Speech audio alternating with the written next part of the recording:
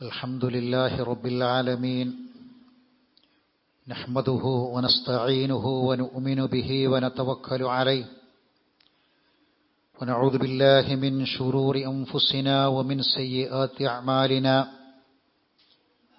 من يهده الله فلا مضل له ومن يضلله فلا هادي له وأشهد أن لا إله إلا الله وحده لا شريك له وأشهد أن محمدًا عبده ورسوله أرسله بالهدى ودين الحق ليظهره على الدين كله ولو كره المشركون اللهم صل على محمد وعلى آل محمد كما صليت على إبراهيم وعلى آل إبراهيم اللهم بارك على محمد وعلى آل محمد كما باركت على إبراهيم وعلى آل إبراهيم إنك حميد مجيد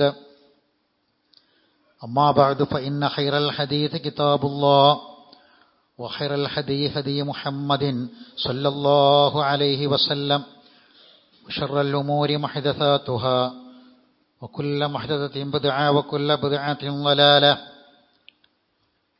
يا أيها الذين آمنوا اتقوا الله وقولوا قولا سديدا يصلح لكم أعمالكم ويغفر لكم ذنوبكم ومن يطع الله ورسوله فقد فاز فوزا عظيما يا أيها الذين آمنوا اتقوا الله حق تقاته فلا تموتن إلا وأنتم مسلمون أعوذ بالله من الشيطان الرجيم إن يوم الفصل ميقاتهم أجمعين يوم لا يغني مولا عن مولا شيئا يوم لا يغني مولا عن مولا شيئا ولا هم ينصرون إلا من رحم الله إنه هو العزيز الرحيم.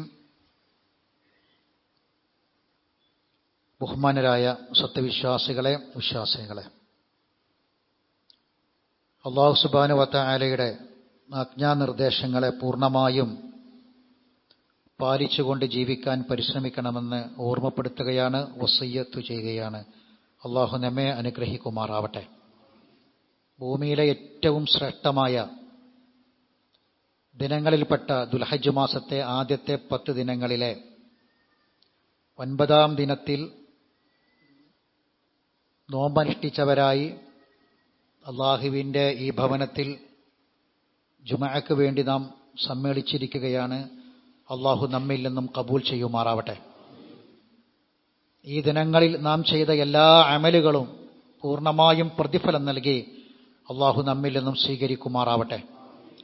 എന്തെങ്കിലും പോരായ്മകളും ന്യൂനതകളും കുറവുകളും ഉണ്ടെങ്കിൽ റഹ്മാനായ റബ്ബ് അവൻ്റെ മഹത്തായ ഫദ്ല് കൊണ്ട് അതെല്ലാം നമുക്ക് വിട്ടുപുറത്ത് മാപ്പാക്കി തന്ന് പൂർണ്ണമായും പ്രതിഫലം നൽകുന്ന അമലുകളായി നമ്മിൽ നിന്നും കബൂൽ ചെയ്യുമാറാവട്ടെ. മീഖാത്ത് എന്ന പദം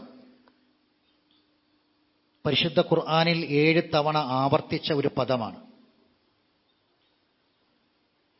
നമുക്കെല്ലാവർക്കും കേട്ട് പരിചയമുള്ള ഒരു അറബി പദമാണ് മീഖാത്ത്. ഹജ്ജിനും ഉംറക്കും പോകുന്ന ആളുകൾ മീഖാത്തിൽ വെച്ച് ഇഹ്റാമിൽ പ്രവേശിക്കണം. അത് അതിൻ്റെ റുക്നിൽപ്പെട്ടതാണ്, അഥവാ നിർബന്ധമായ ഘടകങ്ങളിൽപ്പെട്ടതാണ് മീഖാത്തിൽ വെച്ച് ഇഹ്റാമിൽ പ്രവേശിക്കുക. അങ്ങനെയാണ് നമുക്കെല്ലാം ആ പദം പരിചയമുള്ളത്. ഇത് ചില പ്രധാന അർത്ഥങ്ങളിൽ, ഉദ്ദേശങ്ങളിലാണ് പ്രയോഗിച്ചു വരാറുള്ളത്. മീഖാത്ത് എന്ന് പറഞ്ഞാൽ അൽ വഖ്തുൽ മദ്റൂബ് ലിൽ ഫിഅൽ, ഒരു കാര്യം ചെയ്യാൻ വേണ്ടി നിശ്ചയിക്കപ്പെട്ട സമയം എന്ന അർത്ഥത്തിൽ മീഖാത്ത് പറയുന്നു. മറ്റൊരർത്ഥം അൽ മൗദിഉൽ ലദീ ജുഇല ലിശ്ശൈഇ യുഫ്അലു ഇൻദഹു, ഒരു കാര്യം അത് ചെയ്യാൻ നിശ്ചയിക്കപ്പെട്ട ഒരു സ്ഥലം അതിന് മീഖാത്ത് എന്ന് പറയുന്നു. പരിശുദ്ധ ഖുർആനിൽ അല്ലാഹു തആല മൂസാ നബി അലൈഹി സ്വലാത്തു വസ്സലാമിന്റെ സംഭവം പറയുമ്പോൾ ചില സ്ഥലത്ത് ഈ വാക്ക് പ്രയോഗിച്ചിട്ടുണ്ട്. മൂസാ നബിക്ക് വേദഗ്രന്ഥം ലഭിക്കാൻ, തൗറാത്ത് ലഭിക്കാൻ അള്ളാഹു നിശ്ചയിച്ച ഒരു സമയമുണ്ടായിരുന്നു. 30 ദിവസം, പിന്നെ 10 ദിവസം, അങ്ങനെ 40 ദിവസം. അത് ഖുർആന്റെ ഒരു പ്രയോഗമാണ്. വഅദ്നാ മൂസ 30 ലൈലത്തൻ വഅത്മംനാഹാ ബിഅശ്രിൻ. 30 ദിവസം അള്ളാഹു നിശ്ചയിച്ചു, എന്നിട്ട് 10 പൂർത്തിയാക്കാൻ 40. ഫതമ്മ മീഖാതു റബ്ബിഹി. അങ്ങനെ തന്റെ റബ്ബിന്റെ ആ മീഖാത്ത് അദ്ദേഹം പൂർത്തിയാക്കി എന്ന് പറഞ്ഞാൽ ആ മീഖാത്ത് ആ പറഞ്ഞ 40 ദിവസമാണ്. വേറെയും ഒരു സ്ഥലത്ത് കാണാം, വലമ്മ ജഅ മൂസാ ലിമീഖാത്തിനാ വകല്ലമഹു റബ്ബഹു. 40 ദിവസം പൂർത്തിയാക്കി, നമ്മുടെ ആ നിശ്ചയിച്ച സമയം മീഖാത്ത് പൂർത്തിയാക്കി മൂസ വന്നപ്പോൾ തന്റെ റബ്ബിനോട് സംസാരിച്ചു എന്ന് കാണാം. മറ്റൊരു സ്ഥലം 70 ആളുകളെ തെരഞ്ഞെടുക്കാൻ വേണ്ടി മൂസാ അല്ലാഹു കൽപ്പിച്ച സംഭവം പറയുന്നുണ്ട്. വഖ്താറ മൂസ ഖൗമഹു 70 റജുലൻ ലിമീഖാത്തിനാ. നമ്മുടെ ആ നിശ്ചിത സമയത്തേക്ക് 40 പുരുഷന്മാരെ തെരഞ്ഞെടുക്കാൻ വേണ്ടി മൂസാ നബിയോട് അല്ലാഹു കൽപ്പിച്ച സംഭവം പറയുന്നു. 2 അഭിപ്രായമുണ്ട്. ഒന്ന് തൗറാത്ത് വാങ്ങാൻ പോയ സമയം തന്നെയാണ്. മറ്റൊന്ന് പശുക്കുട്ടി ആരാധിച്ചതിന് ശേഷമുണ്ടായ ചില വിഷയങ്ങൾ ഉണ്ടായിരുന്നു. അതിനുശേഷം മൂസാ നബി അലൈഹി സ്വലാത്തു വസ്സലാമിനോട് 40 ആളെ കൂട്ടി ചെല്ലാൻ വേണ്ടി, 70 ആളെ കൂട്ടി ചെല്ലാൻ വേണ്ടി പറഞ്ഞ സംഭവമാണ് എന്നും പറയുന്നുണ്ട്. അവിടെയും ലിമീഖാത്തിന എന്നാ പറഞ്ഞത്, നിശ്ചിത സമയമാണ്. സൂറത്ത് ആറാഫിലെ 142, 43, 155 ആയത്തുകൾ ഈ സംഭവം കാണാം. എന്നാൽ മറ്റൊരു സംഭവം മൂസാ നബിയുമായിട്ട് ബന്ധപ്പെട്ട് ജാലവിദ്യക്കാരെ, സാഹിറുകളെ ഒരുമിച്ച് കൂട്ടി ആ അത്ഭുതമാരമായ ഒരു പരിശുദ്ധ ഖുർആനിലെ ഒരു സംഭവം വിശദീകരിക്കുന്നുണ്ട്. ഫിർഔന്റെ കൊട്ടാരത്തിൽ ഈ സാഹിറുകളും അവിടെ ഉണ്ടായിരുന്ന ദൃസാക്ഷികളൊക്കെ മൂസാ നബിയിൽ വിശ്വസിച്ച ഒരു സംഭവം പറയുന്നുണ്ട്. അവിടെ ആ സംഭവത്തിന് ഒരു ഡേറ്റ് നിശ്ചയിച്ചു, സമയം നിശ്ചയിച്ചു. ആ സംഭവം പറയുമ്പോൾ ഫജുമിഅ അസ്സഹറത്തു ലിമീഖാത്തി യൗമിൻ മഅലൂം. നിശ്ചയിക്കപ്പെട്ട, അറിയപ്പെട്ട ഒരു ദിവസത്തിലെ ഒരു നിശ്ചിത സമയത്തേക്ക് ഈ ജാലവിദ്യക്കാർ ഒരുമിച്ച് കൂട്ടപ്പെട്ടു. അവിടെ മീഖാത്തി എന്ന പദം പ്രയോഗിച്ചിട്ടുണ്ട്. ഇത് ഒരു നിശ്ചിത സ്ഥലം, നിശ്ചിത സമയം എന്ന അർത്ഥത്തിനാണ് ഇവിടെ ഈ മീഖാത്ത് എന്ന് ഖുർആനിൽ പ്രയോഗിച്ചത്. ഇനി ആഖിറവുമായി ബന്ധപ്പെട്ട് മീഖാത്ത് പറയുന്നു. മീഖാത്തുൽ ഖൽഖി മൗഇദുഹും. സൃഷ്ടികളുടെ, അവരുടെ രണ്ടാമത്തെ സൃഷ്ടിപ്പും അവരുടെ എല്ലാവരും ഒരുമിച്ച് കൂട്ടപ്പെടുന്ന ഒരു നിശ്ചിത സമയവും. ഹിലാലുമായി ബന്ധപ്പെട്ട് മീഖാത്ത് പറയുന്നത് കാണാം. അതെങ്ങനെയാണ്? മീഖാത്തു ഷഹരി അവ്വലുഹു, ഒരു മാസത്തിന്റെ തുടക്കം. ഖുർആനിൽ കാണാം, യസ്അലൂനക അനിൽ അഹില്ല ഖുൽ ഹിയ മവാഖീതു ലിന്നാസി വൽ ഹജ്ജ്. മീഖാത്തിന്റെ ബഹുവചനമാണ് മവാഖീത്ത്.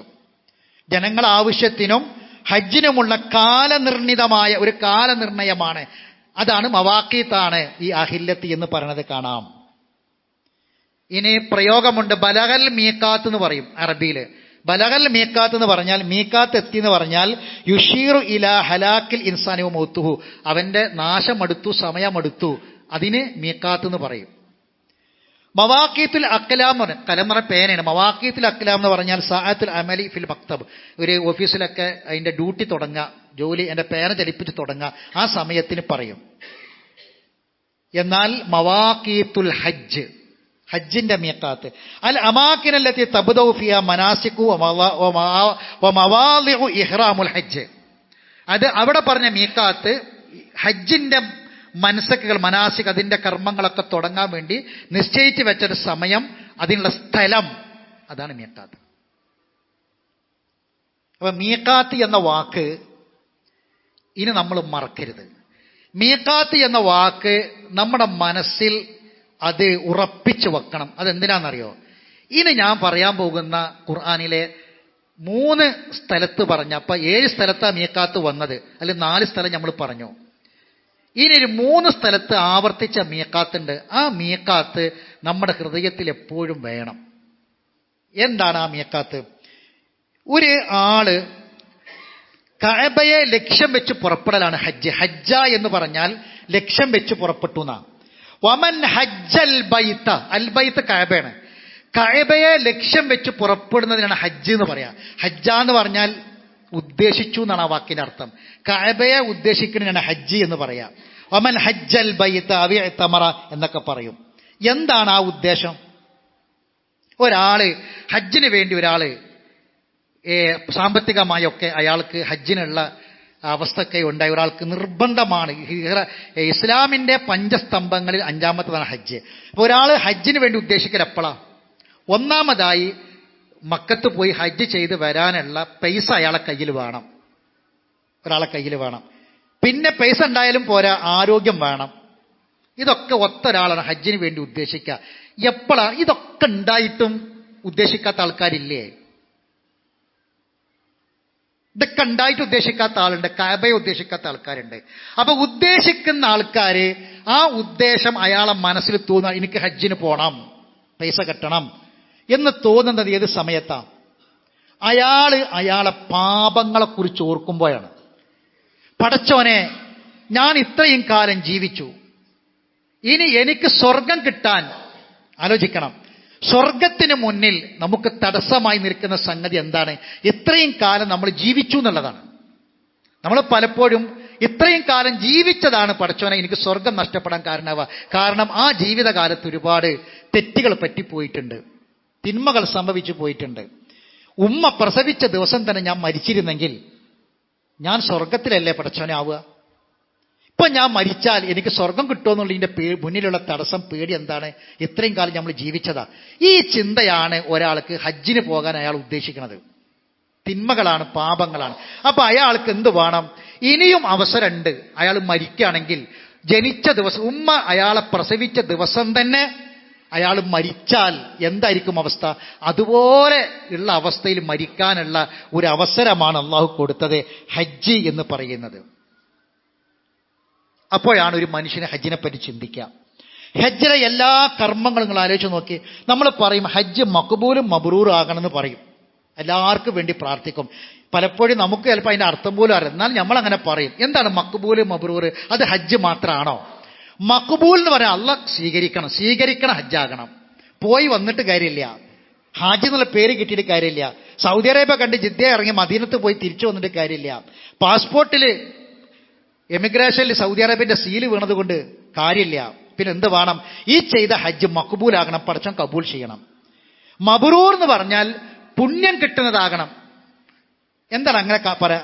അപ്പൊ മബ്റൂർ അല്ലാത്ത ഹജ്ജ് ഉണ്ടല്ലോ, മബ്റൂർ അല്ലാത്ത ഹജ്ജ് ഉണ്ടല്ലോ, മഖ്ബൂൽ അല്ലാത്ത ഹജ്ജ് ഉണ്ടല്ലോ.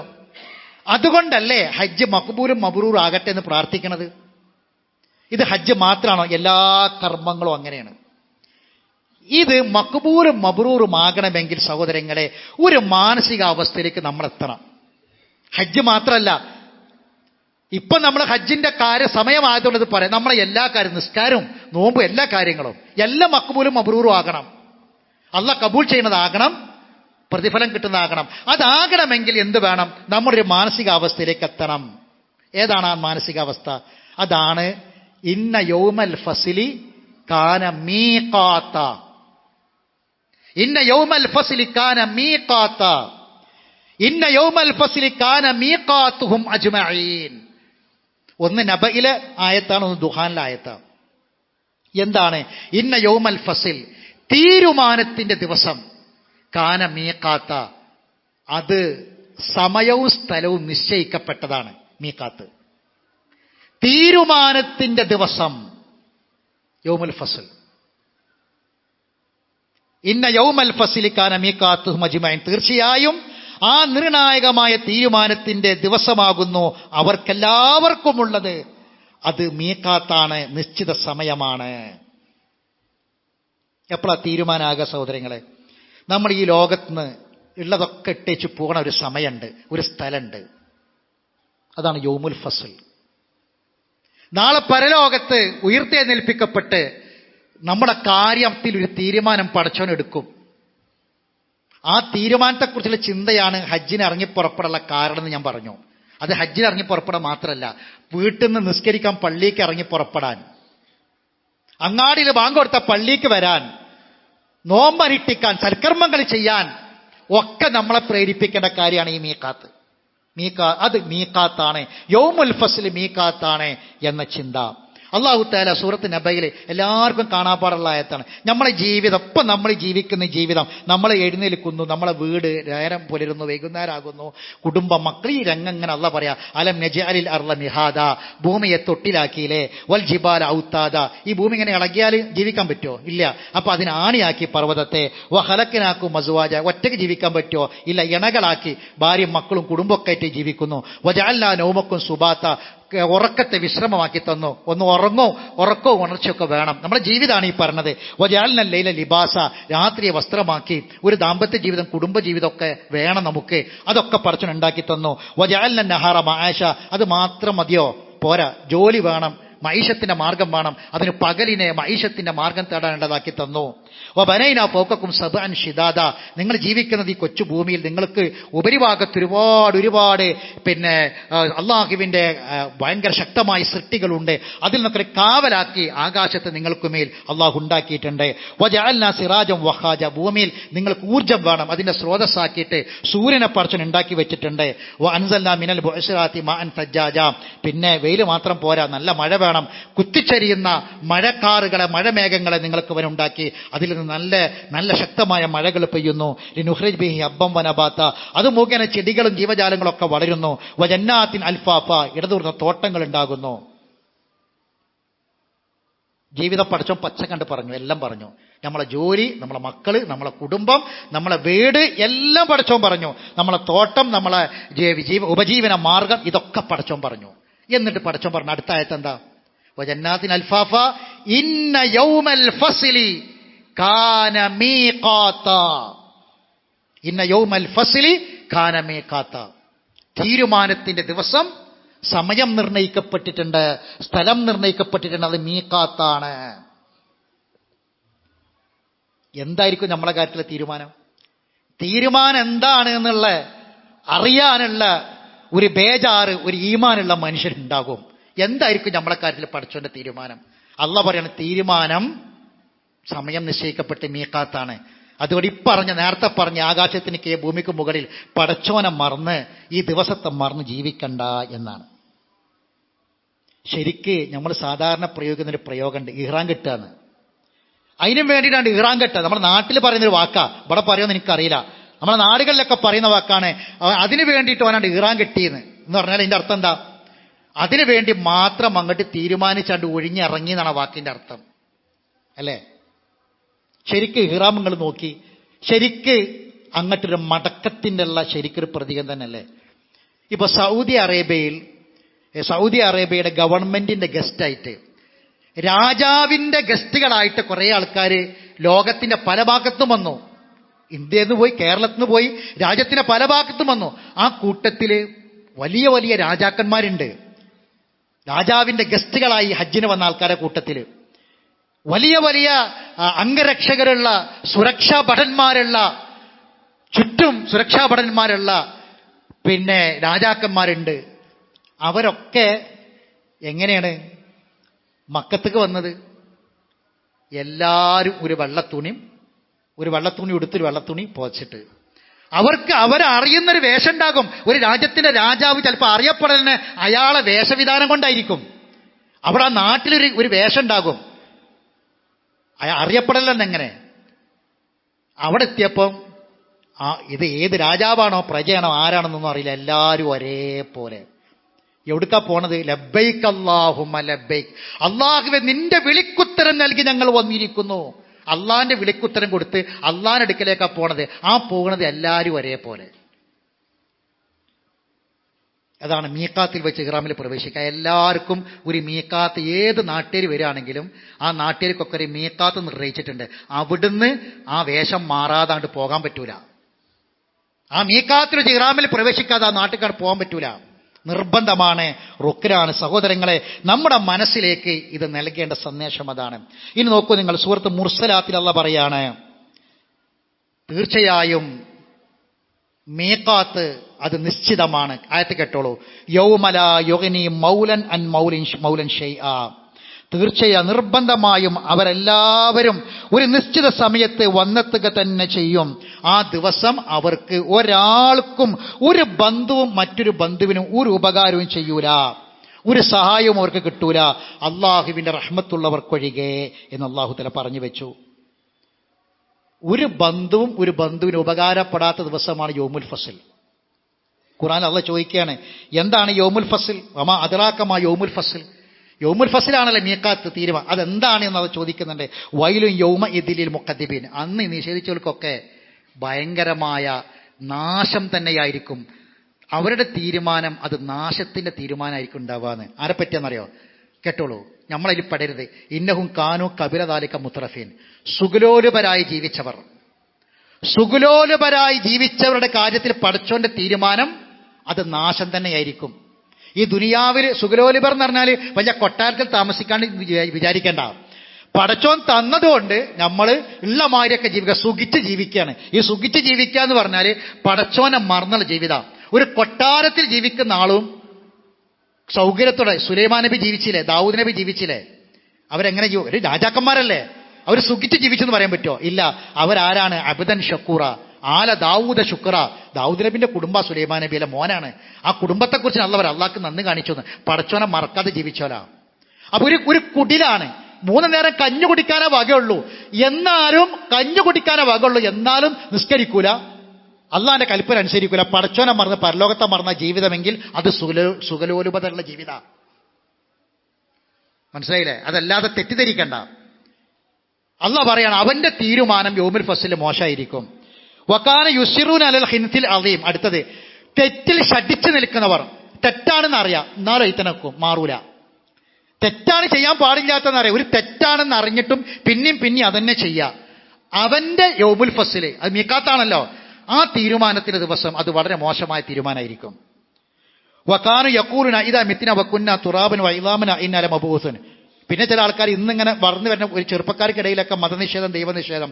അങ്ങനെ മരിച്ച മണ്ണായി വീണ്ടും നമ്മളെ എല്ലും മണ്ണൊക്കെ രണ്ടാമതും ഇങ്ങനെ കൂട്ടി ഒരു സൃഷ്ടിപ്പ് വരുമോ? അവ ആബാഉനൽ അവ്വലൂൻ, നമ്മളെ പൂർവികന്മാരായ വാപ്പാരൊക്കെ ഈ മരിച്ച കബറിൽ കിടക്കാൻ എല്ലാവരും അങ്ങനെ വരുമോ? ചോദ്യമാണ്, നിഷേധമാണ്. അള്ളാഹ് പറയാ കുൽ, എന്നാ ചോദിക്കുന്നുള്ളൂ പറയാ, ഇന്നൽ അവ്വലീന വൽ ആഖിരീൻ. നിങ്ങളും വരും, നിങ്ങളെ വാപ്പാരും പൂർവിതാക്കൾ എല്ലാവരും വരും, മുൻഗാമികളും പിൻഗാമികളും എല്ലാവരും. ലമജ്മുഊന ഇലാ മീഖാതി, ലമജ്മുഊന ഇലാ മീഖാതി യൗമി മഅലൂം.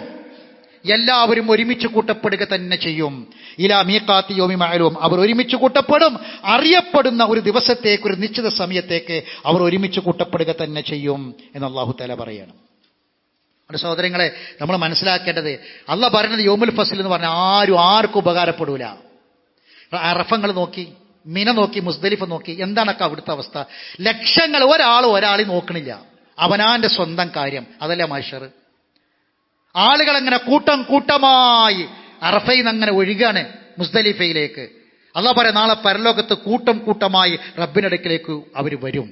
എല്ലാം മിനയും മുസ്ദലിഫയിലെ ആ റോട്ടിൽ കിടക്കണവര്. അവിടെ രാത്രി കഴിച്ചുകൂട്ടാണ്. തണുപ്പാണെങ്കിലും ചൂടാണെങ്കിലും അവരാഗ്രഹിക്കുന്ന ഇന്നലെ വരെ കിടന്ന മെത്തയും സൗകര്യങ്ങളൊന്നും അവിടെ ഇല്ല. ജംറയിൽ എറിയാൻ അവിടുന്ന് കല്ല് പെറുക്കിയിട്ട് പോവുകയാണ് എല്ലാവരും. മഹ്ശറയെ ഓർമ്മിപ്പിക്കുന്ന ഒരു ഒരുമിച്ച് കൂടലാണ് സഹോദരങ്ങളെ മിനയും മുസ്ദലിഫയും എല്ലാം. മിനയിൽ കണ്ടില്ല നിങ്ങൾ തമ്പുകൾ, ഒരാൾക്ക് ചെരിഞ്ഞു കിടക്കാൻ മാത്രമുള്ള സ്ഥലമേ ഉള്ളൂ. അവിടെ ഖബറിനെ ഓർമ്മിപ്പിക്കുന്ന ടെന്റുകളാണ്. ഇതൊക്കെ മഹ്ശറയെ, ഇതെല്ലാം സഹോദരങ്ങളെ ഒരു മീഖാത്ത്, അത് ഹജ്ജുമായി ബന്ധപ്പെട്ടതില്ല. നമുക്കെല്ലാവർക്കും അത്തരം ഒരു സമയം നിശ്ചയിക്കപ്പെട്ടിട്ടുണ്ട്.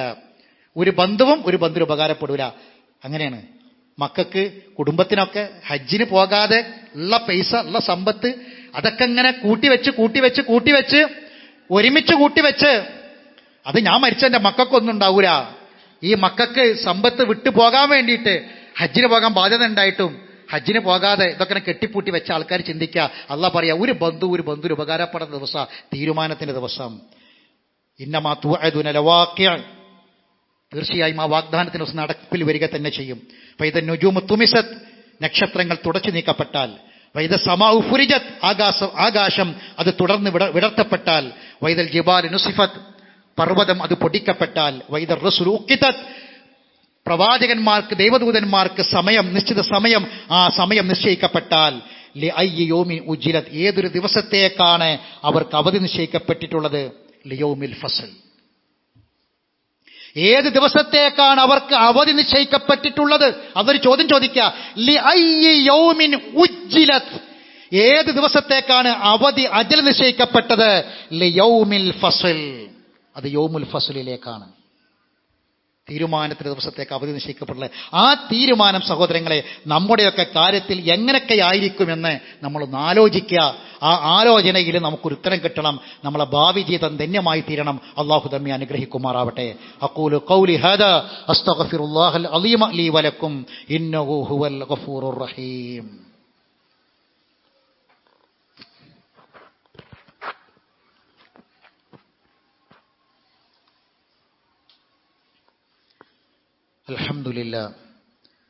അൽഹംദുലില്ലാഹി റബ്ബിൽ ആലമീൻ വസ്സലാത്തു വസ്സലാമു അലാ അഷ്റഫിൽ അംബിയാഇ വൽ മുർസലീൻ നബിയിനാ മുഹമ്മദിൻ വഅലാ ആലിഹി വഅസ്ഹാബിഹി അജ്മഈൻ. അമ്മാ ബഅദ്.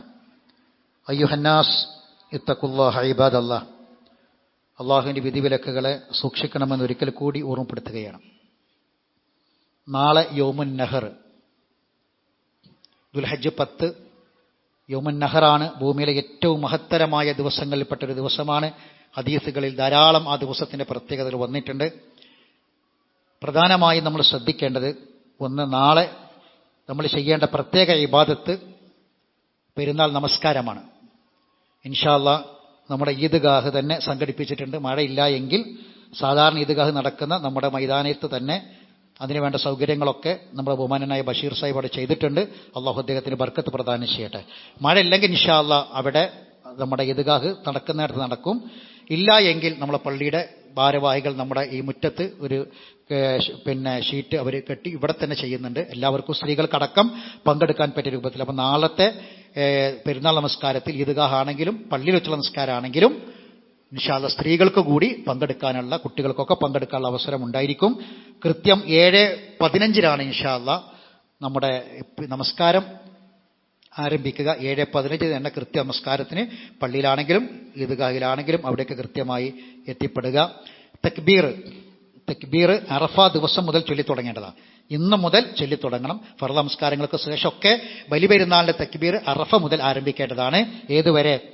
ദുൽഹജ്ജ് മാസം 13 അയ്യാമു തശ്രീക്ക് അസർ വരെ ആവർത്തിക്കണം. ഫർദ് നമസ്കാരങ്ങൾക്ക് ശേഷമൊക്കെ അത് ചെല്ലാവുന്നതാണ്. അത് പ്രത്യേകം നമ്മളെ മനസ്സിലുണ്ടാകണം. തക്ബീർ ചൊല്ലിക്കൊണ്ടായിരിക്കണം ഈദ്ഗാഹുകളിലേക്ക് വരേണ്ടത്. ഈദ്ഗാഹുകൾ നേരത്തെ ഉളു ചെയ്ത് മുസല്ലയുമായി വന്ന് തക്ബീർ ചൊല്ലി ആദ്യത്തെ 1ാമത്തെ സഫിൽ തന്നെ സ്ഥാനം പിടിക്കാൻ വേണ്ടി പരിശ്രമിക്കണമെന്ന് ഓർമ്മപ്പെടുത്തുകയാണ്. രണ്ടാമത്തെ പ്രധാനമായ ഇബാദത്ത് ഉളുഹിയ്യത്താണ്. അത് ഇൻഷാ അല്ലാഹ് നമ്മുടെ നമസ്കാരം കഴിഞ്ഞ ഉടനെ അത് നിർവഹിക്കപ്പെടും. അതുമായി ബന്ധപ്പെട്ട എല്ലാവരും, ഷെയർ കൊടുത്ത ആളുകളും അതിനെ സഹായിക്കാൻ ഖിദ്മ ചെയ്യാൻ ഉദ്ദേശിക്കുന്ന ആളുകളും എല്ലാവരും അതിൽ പങ്കെടുക്കണം. അതിലേക്ക് നമ്മൾ അതിൻ്റെ മാംസമോ രക്തമോ ഒന്നുമല്ല, അള്ളാഹുവിലേക്ക് എത്തുക നമ്മളെ തഖ്വയാണ്. അതുകൊണ്ട് ആ കാര്യം പ്രത്യേകം ശ്രദ്ധിക്കുക. ബലി അറുക്കുമ്പം പ്രത്യേകം ശ്രദ്ധിക്കേണ്ട കാര്യങ്ങളുണ്ട്. അതിൻ്റെ മര്യാദകളൊക്കെ പാലിക്കണം. ബലിമൃഗത്തോടുള്ള ആദരവുകൾ മറക്കാതിരിക്കുക. നല്ല മൂർച്ചയുള്ള കത്തിയായിരിക്കണം. ആരും അറുത്ത് പഠിക്കണ അവസ്ഥ ഉണ്ടാവരുത്. പഠിച്ച ആളുകളായിരിക്കണം അത് ചെയ്യേണ്ടത്. അതുപോലെ തന്നെ മറ സ്വീകരിക്കണം. ഒരു മൃഗത്തെ അറുക്കുന്നത് മറ്റു മൃഗം കാണരുത്. ആ രൂപത്തിലൊക്കെയുള്ള ഇസ്ലാമികമായ മതപരമായ നിർദ്ദേശങ്ങളൊക്കെ പാലിക്കണം. അറുക്കുന്ന സമയത്ത് ബിസ്മില്ലാ അല്ലാഹുമ്മ തഖബ്ബൽ മിന്നി വമിൻ അഹ്ലി ബൈത്തി, അല്ലാഹുവേ എന്നിൽ നിന്നും എൻ്റെ കുടുംബത്തിൽ നിന്നും, അല്ലെങ്കിൽ അല്ലാഹുമ്മ തഖബ്ബൽ അന്നി വഅൻ അഹ്ലി ബൈത്തി, എന്നിൽ നിന്ന് എൻ്റെ കുടുംബത്തിൽ നിന്ന് ഇത് സ്വീകരിക്കണമേ എന്ന് പ്രാർത്ഥിച്ചുകൊണ്ടായിരിക്കണം അത് ചെയ്യേണ്ടത്. തക്ബീർ ചൊല്ലുക. ഇനി ഒരാൾ അറുക്കാൻ വേണ്ടി ഏൽപ്പിച്ചതാണെങ്കിൽ ബിസ്മില്ലാ അല്ലാഹുമ്മ തഖബ്ബൽ മിൻ ഫുലാൻ, എന്നിൽ നിന്നും എന്നെ ഇത് ഏൽപ്പിച്ച ഇന്നാലെ എന്ന ആളിൽ നാളെ പേരവിടെ പറയുക, അത് കബൂൽ ചെയ്യണമേ എന്ന് പ്രാർത്ഥിച്ചുകൊണ്ടായിരിക്കണം അറിവുകൾ നടത്തേണ്ടത്. പിന്നെ അതിൻ്റെ മാംസങ്ങളെല്ലാം നമ്മൾ മുമ്പ് പറഞ്ഞ പോലെ തന്നെ കൃത്യമായി അതിൻ്റെ ആളുകളിലേക്ക് എത്തിച്ചു കൊടുക്കാൻ വേണ്ടിയുള്ള പരിശ്രമങ്ങൾ നടത്തുക. അല്ലാഹു സുബ്ഹാനഹു വ തആല എല്ലാവിധ നന്മകളിലും സഹായിക്കാനും സഹകരിക്കാനും നമുക്കെല്ലാവർക്കും ഈമാൻ നൽകി തഖ്വ നൽകി അനുഗ്രഹിക്കുമാറാവട്ടെ. അറിവില്ലായ്മ കൊണ്ട് വന്നുപോയ തെറ്റുകുറ്റങ്ങൾ അല്ലാഹു വിട്ടുപുറത്ത് മാഫാക്കി തരട്ടെ. മരണപ്പെട്ടവർക്ക് അല്ലാഹു മഗ്ഫിറത്തും മർഹമത്തും പ്രദാനം ചെയ്യട്ടെ. രോഗികളായി വീടുകളിലും ആശുപത്രികളിലും കഴിയുന്നവരുണ്ട്, പ്രാർത്ഥിക്കാൻ വസിയത്ത് പറഞ്ഞവരുടെ അല്ലാഹു സുബ്ഹാനഹു വ തആല അവർക്ക് എല്ലാവർക്കും രോഗശമനം നൽകുമാറാവട്ടെ. ആശ്വാസത്തെയും സമാധാനത്തെയും പ്രദാനം ചെയ്യുമാറാവട്ടെ. മരണപ്പെട്ട ഒരു സഹോദരിക്ക് വേണ്ടി പ്രത്യേകം ദുആ ചെയ്യണമെന്ന് ആവശ്യപ്പെട്ടിട്ടുണ്ട്. ആ ഉമ്മാക്ക് അല്ലാഹു മഗ്ഫിറത്തും മർഹമത്തും പ്രദാനം ചെയ്യുമാറാവട്ടെ. അവരെയും നമ്മയും അല്ലാഹു ജന്നാത്തുൽ ഫിർദൗസ് ഒരുമിച്ച് കൂട്ടുമാറാവട്ടെ. എൻ്റെ നാട്ടുകാരിയായ നമ്മുടെ ബഹുമാനനായ നഹാസാഹിബിൻ്റെ ഒക്കെ മകൾ ആയിഷ ബീവി, അവർ മൂത്ത മകളാണ്. അതുപോലെ തന്നെ അബ്ദുറബ് സാഹിബിൻ്റെ സഹോദരിയാണ്. എൻ്റെ ഒരു മാർഗദർശി കൂടിയായിരുന്ന മഹമ്മൂദ് നാ സാഹിബിൻ്റെ ഭാര്യയാണ്. അവർ കഴിഞ്ഞ ദിവസം മരണപ്പെട്ടു. ഇന്ന് രാവിലെയാണ് അവരുടെ ജനാസംസ്കാരം നടന്നത്. അള്ളാഹു സുബ്ഹാനഹു വ തആല മഹദിക്ക് സ്വർഗം നൽകി അനുഗ്രഹിക്കുമാറാവട്ടെ. അള്ളാഹു തആല ജന്നാത്തുൽ ഫിർദൗസിൽ അവരെയും നമ്മയും ഒരുമിച്ച് കൂട്ടുമാറാവട്ടെ. അള്ളാഹു മഗ്ഫിർ മുഅ്മിനീന വൽ മുഅ്മിനാത്ത് വൽ മുസ്ലിമീന വൽ മുസ്ലിമാത്ത് വഹ്യാഹും മിൻഹും വൽ അംവാസ് ഇന്നക മുജീബുദ് ദഅവാതി യാ ഖാദിൽ ഹജാത്ത്. അല്ലാഹുമ്മ അജ്റിനാ മിനന്നാർ, അല്ലാഹുമ്മ അജ്റിനാ മിനന്നാർ, അല്ലാഹുമ്മ അജ്റിനാ മിനന്നാർ, അല്ലാഹുമ്മ അഅതിഖ് റിഖാബനാ മിനന്നാർ വരിഖാബ ആബാഇനാ വഉമ്മഹാതിനാ വഅസ്വാജിനാ വഇഖ്വാനിനാ المسلمين أجمعين يا رب العالمين. اللهم أعز الإسلام والمسلمين وأذل الشرك والمشركين ودمر أعداءك وأعداء الدين.